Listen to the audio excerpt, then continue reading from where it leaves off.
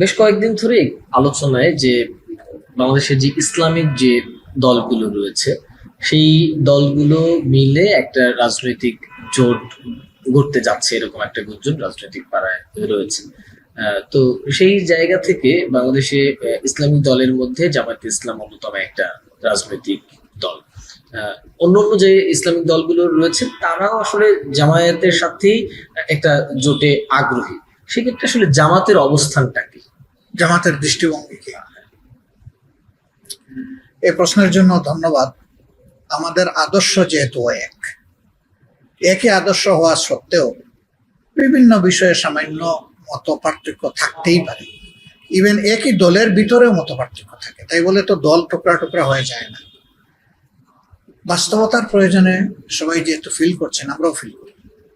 তবে সময় মতোই ইনশাল্লাহ আপনারা দেখতে পারবেন যে আমরা কোন পথে হাঁটি। এখন সবাই অনুভব করছেন যে আগামীর দিনটা এক জালিমের হাত থেকে আরেক জালিমের হাতে যাওয়া উচিত, এবং ইদানিং আমাদের বক্তব্য এই ব্যাপারে স্পষ্ট।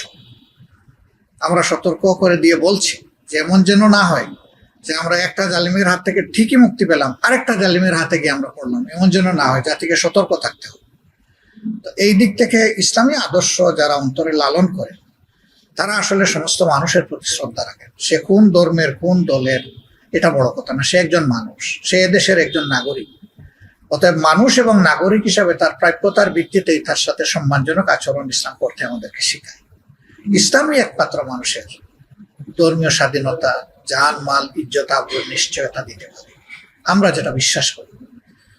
এই ভিত্তিতে সবাই এগিয়ে আসলে সেরকম ভালো কিছু হতেই পারে ইনশাআল্লাহ।